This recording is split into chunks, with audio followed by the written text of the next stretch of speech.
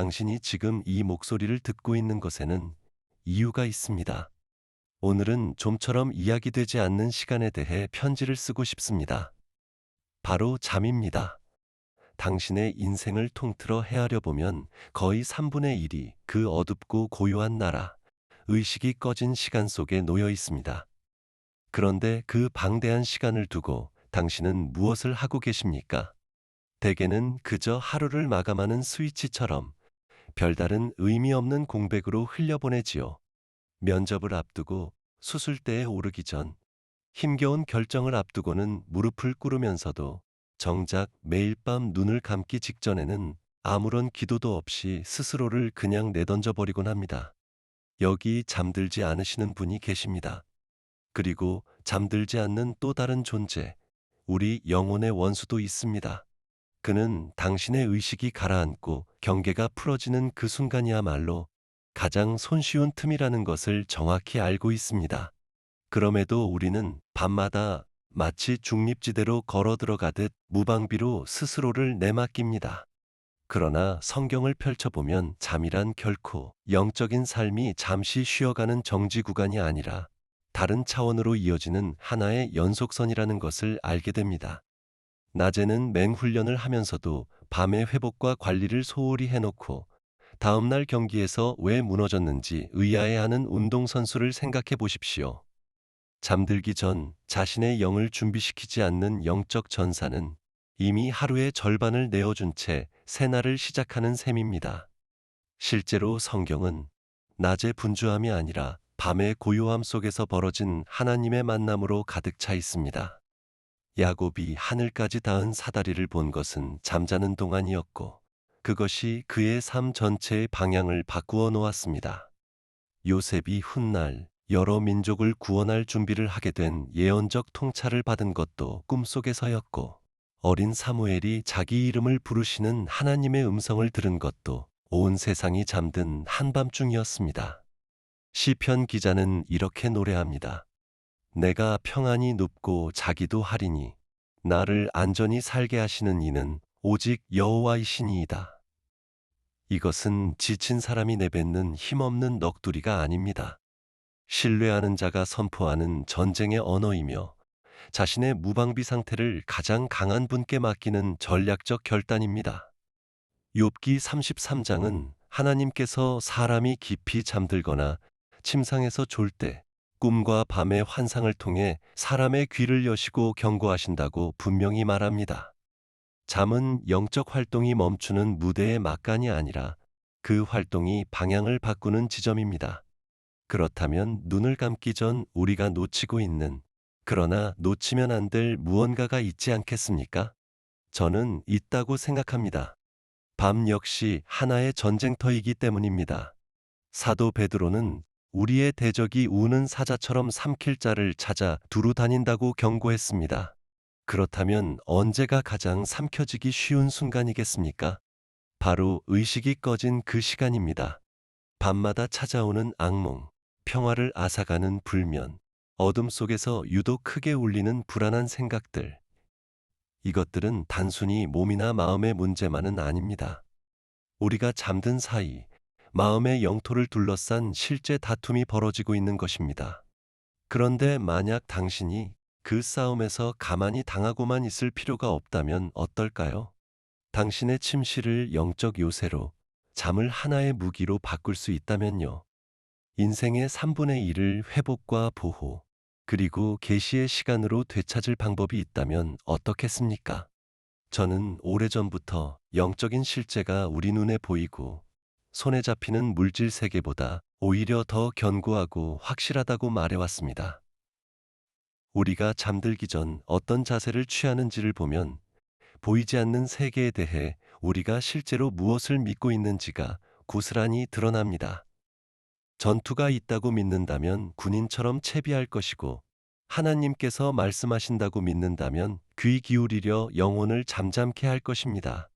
저는 늘 기도가 원하는 것을 얻어내는 주문이 아니라 우리의 뜻을 그분의 뜻에 맞추는 행위라고 말해왔는데 이것을 잠들기 직전의 순간에 적용하는 일이야말로 참으로 놀라운 발견입니다. 하루 중 가장 평범하고 수동적인 시간을 가장 특별하고 능동적인 하나님과의 만남으로 바꾸는 일이니까요. 오랜 세월 신앙의 선배들이 잠들기 전 실천해온 네 가지 대화가 있습니다.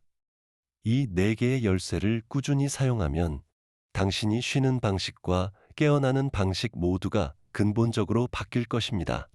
첫 번째 열쇠는 너무나 단순해서 이것 없이 어떻게 지내왔는지 의아하실 정도입니다. 봉헌된 잠으로 가는 문을 여는 첫걸음은 감사입니다.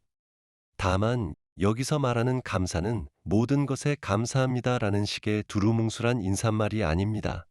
저는 방금 지나간 하루를 구체적으로 세세하게 성령님께 향한 감사로 되짚는 일을 말하고 있습니다. 바울은 데살로니가 전서에서 이렇게 명령했습니다. 범사에 감사하라. 이것이 그리스도 예수 안에서 너희를 향하신 하나님의 뜻이니라. 잠들기 전의 감사는 낮 동안의 감사와는 성격이 다릅니다. 그것은 하루를 결산하는 영적인 회개 작업입니다. 회계사가 장부를 마감하듯 다만 우리는 손익이 아니라 그날 하루 곳곳에 남겨진 은혜의 흔적을 찾는 것입니다.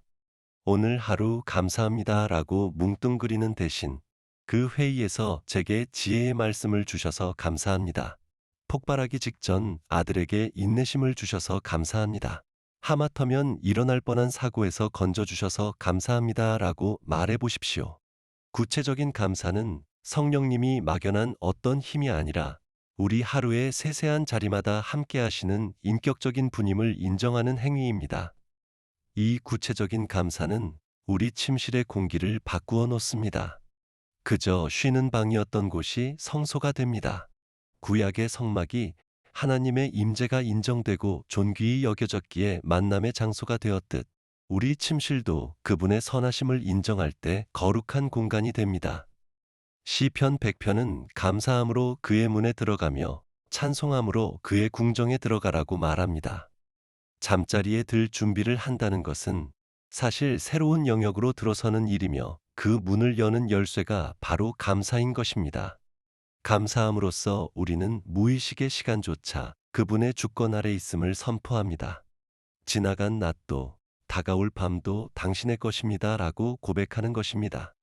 힘겨웠던 하루에도 굳이 구체적인 감사를 찾아내려는 노력은 시련 속에 숨겨진 하나님의 공급하심을 발견하게 만듭니다. 게다가 감사는 밤의 불안을 다스리는 해독제입니다. 베개에 머리를 대는 순간 평화 대신 걱정의 소용돌이가 밀려온 적이 얼마나 많습니까? 그날의 실수를 되새기고 내일의 근심을 미리 끌어오는 그 시간, 바울은 빌립보서 4장에서 이렇게 처방합니다. 아무것도 염려하지 말고 다만 모든 일에 감사함으로 기도와 간구로 너희 구할 것을 하나님께 아뢰라. 감사는 시선을 부족한 것에서 이미 주어진 것으로 옮겨놓습니다. 마지막 의식의 순간에 하나님의 신실하심을 마음에 담고 잠드는 것, 그것이 감사가 하는 일입니다. 저는 늘 감사를 순진한 낙관이 아니라 우주에 대한 가장 정확한 인식이라 여겨왔습니다. 감사할 줄 모른다는 것은 일종의 영적 실명입니다. 숨쉬는 공기부터 우리를 빚어가는 시련까지 모든 것이 은혜의 선물임을 보지 못하는 눈매이지요. 저는 감사를 행동하는 겸손으로 이해했습니다. 그것은 우리가 자급자족하는 존재가 아니라는 매일의 고백이며 스스로의 힘만으로는 오늘 하루도 살아내지 못했다는 인정입니다. 잠들기 전 성령님께 구체적으로 감사하는 것은 이 진실을 몸에 새기는 연습입니다. 저는 오늘 혼자서는 해내지 못했습니다. 매 순간 저를 붙드신 분은 당신이셨습니다. 라고 말하는 것입니다. 그리고 이 겸손한 인정은 다음 열쇠를 향한 문을 엽니다. 감사한 뒤에도 여전히 침대로 짊어지고 가는 무게가 있기 때문입니다. 밤을 되찾는 두 번째 열쇠는 항복입니다. 하나님의 선하심을 인정한 다음에는 우리 자신의 연약함과 죄를 인정할 차례입니다. 이것은 하루 동안 쌓인 영적 잔재들, 곧 우리의 죄와 죄책감, 감정의 무게, 상처를 성령님께 넘겨드리는 열쇠입니다. 바울은 에베소서 4장에서 경고합니다. 분을 내어도 죄를 짓지 말며 해가 지도록 분을 품지 말고 마귀에게 틈을 주지 말라. 풀리지 않은 분노, 고백하지 않은 죄, 마음에 담아둔 원망을 안고 잠자리에 든다는 것은 문자 그대로 밤새 영적인 침입을 위한 문을 열어놓는 셈입니다. 우리는 대부분 아침 기도에는 부지런하면서 정작 잠들기 전 영적으로 몸을 씻는 일에는 게으릅니다. 하루의 때와 무게가 그대로 영혼에 쌓이도록 내버려 두는 것이지요. 고백하지 않은 죄책감, 용서하지 못한 상처, 내려놓지 못한 두려움, 이것들은 우리가 눈치채지 못한 채 침대로 짊어지고 가는 짐이 되어 잠과 몸과 영혼 모두에 영향을 미칩니다. 마치 전투를 마친 군인이 진흙과 피가 묻은 갑옷을 벗지 않은 채 잠들려는 것과 같습니다.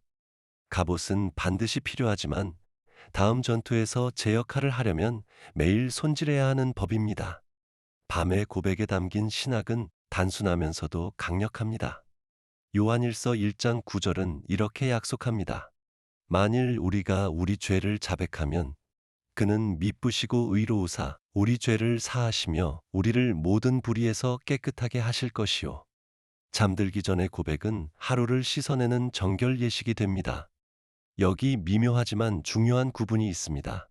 우리는 예수님의 이름으로 아버지께 죄를 고백하지만 그 짐 자체는 우리 안에 거하시며 우리에게 죄를 깨닫게 하시는 위로자, 곧 성령님께 내어드립니다.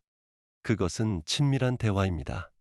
성령님, 오늘 제가 어디서 잘못했는지 보여주셨습니다. 저는 그것을 아버지께 고백합니다. 이제 그 죄책감의 무게와 부끄러움을 당신께 드립니다. 저는 이것을 짊어질 수 없습니다. 가져가 주십시오. 다윗 왕은 죄를 숨기는 고통을 누구보다 잘 알았습니다. 시편 32편에서 그는 이렇게 씁니다. 내가 입을 열지 아니할 때에 종일 신음함으로 내 뼈가 쇠하였나이다. 주의 손이 주야로 나를 누르시오니 고백하지 않은 죄는 반드시 몸과 마음에 흔적을 남깁니다. 항복이란 단지 실수를 인정하는 데서 그치지 않습니다.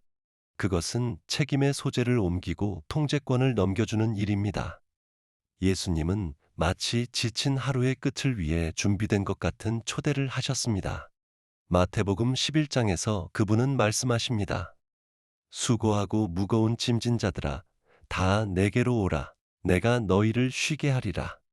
그분은 먼저 문제를 해결한 뒤 오라고 하지 않으셨습니다. 지친 그대로, 무거운 짐 그대로 오라고 하셨습니다. 잠들기 전은 이 초대에 응할 완벽한 시간입니다. 오늘 밤 당신이 내려놓아야 할 것은 무엇입니까? 거친 말 한마디에 대한 죄책감, 받은 모욕에 대한 앙금, 다가올 청구서에 대한 불안, 진단 결과에 대한 두려움. 실천은 그 짐들을 하나하나 이름 붙여 의식적으로 넘겨드리는 데 있습니다. 성령님, 아들에 대한 걱정을 당신께 드립니다. 내일 나눌 어려운 대화를 당신께 맡깁니다. 지금 느끼는 이 상처를 당신 발 앞에 내려놓습니다. 이것은 급진적인 믿음의 행위입니다. 깨어서 걱정하는 것보다 잠든 사이 하나님께서 문제를 더 잘 돌보실 것이라는 선언이기 때문입니다. 저는 언젠가 그리스도께 항복하는 순간이야말로 사람이 비로소 진짜 자기 자신이 되기 시작하는 순간이라고 쓴 적이 있습니다. 그분께 더 많은 것을 내드릴수록 우리는 오히려 더 온전한 우리 자신이 됩니다. 매일 밤의 항복은 이 위대한 내어드림을 하루하루 연습하는 일입니다. 우리 자아가 스스로 통제하고 있다는 그 환상이 매일 조금씩 죽는 것입니다.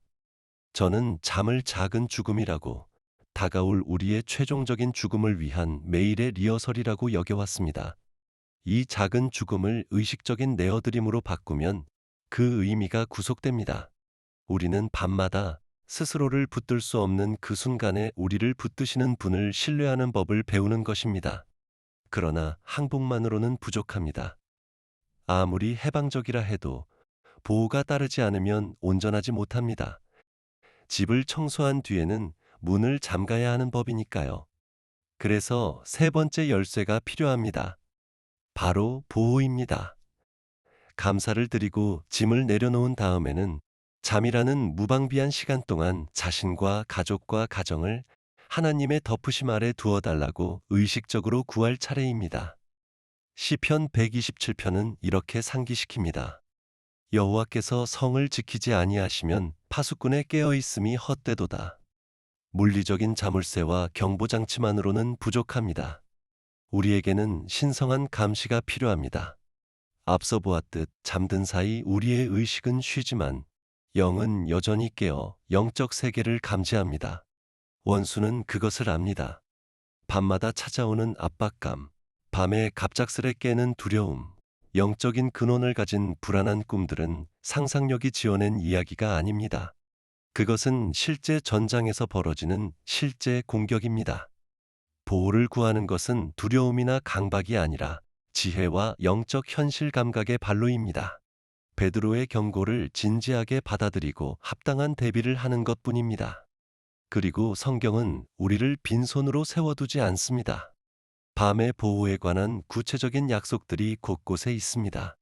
시편 91편은 신자를 위한 위대한 보호의 기도이며 11절은 이렇게 말합니다. 그가 너를 위하여 그의 천사들을 명령하사 내 모든 길에서 너를 지키게 하심이라. 여기에는 물론 잠과 꿈의 길도 포함됩니다. 히브리서는 천사들이 구원받을 상속자들을 위하여 섬기라고 보내심을 받은 섬기는 영이라고 말합니다. 그들은 하나님의 정예 부대이며 하나님의 자녀인 우리에게는 그들의 파송을 구할 권위가 있습니다. 시편 91편 5절과 6절은 더욱 구체적으로 약속합니다. 너는 밤에 찾아오는 공포와 어두울 때 퍼지는 전염병을 두려워하지 아니하리로다. 그러므로 실천은 이 약속을 붙들고 구체적으로 기도하는 데 있습니다. 아버지, 예수님의 이름으로 오늘 밤 제 집 주변에 천사의 군대가 진치기를 구합니다. 모든 문과 창문과 입구를 지켜주소서. 제 마음과 몸과 영혼을 당신의 보호 아래 둡니다. 보호를 구하는 이 행위는 동시에 우리 가정의 제사장 직분을 실천하는 일이기도 합니다. 여호수아가 나와 내 집은 여호와를 섬기겠노라고 선언했듯 우리는 우리 가정의 영적 영역이 그리스도께 속했음을 선포하는 것입니다. 그때부터 우리 침실은 더 이상 중립적인 공간이 아니라 제단이 됩니다. 배우자와 자녀들 각자의 이름을 부르며 심지어 함께 사는 반려동물까지도 그 덮으심 아래 두십시오. 이집트에서 이스라엘 백성이 죽음의 천사가 지나가도록 문설주에 어린 양의 피를 발랐듯 오늘 우리는 보호의 기도로 우리 집과 삶을 표시하고 예수님의 피의 능력을 믿음으로 적용합니다. 그것은 영적 세계를 향한 선포입니다. 이 영역은 하나님 나라에 속해 있으며 우리를 겨냥해 벼려진 어떤 무기도 오늘 밤 이곳에서는 형통하지 못할 것이라는 선언입니다. 저는 스크루테이프의 편지에서 이 주제에 대해 균형 잡힌 시각을 제시하려 했습니다. 우리가 악마에 대해 저지를 수 있는 서로 반대되지만 똑같이 위험한 두 가지 오류가 있다고 썼습니다. 하나는 그들의 존재를 아예 믿지 않는 것이고 다른 하나는 그들을 믿되 병적일 만큼 지나친 관심을 쏟는 것입니다. 밤에 보호의 기도를 드리는 일은 바로 이 건강한 균형을 실천으로 옮기는 것입니다. 악에 집착하는 것도 아니고 위험을 무시하는 순진함도 아닙니다. 전투가 실제한다는 냉철한 인식이면서 동시에 그리스도께서 십자가에서 이미 승리하셨다는 기쁨에 찬 확신입니다. 보호를 구하는 것은 하나님께는 의존을, 원수에게는 권위를 행사하는 행위입니다. 이제 우리는 감사를 드렸고 깨끗해졌으며 보호받고 있습니다. 하지만 마지막 열쇠 하나가 남아 있습니다. 뒤돌아보는 것도 현재를 응시하는 것도 아닌 앞을 향해 기초를 놓는 열쇠, 바로 갱신입니다.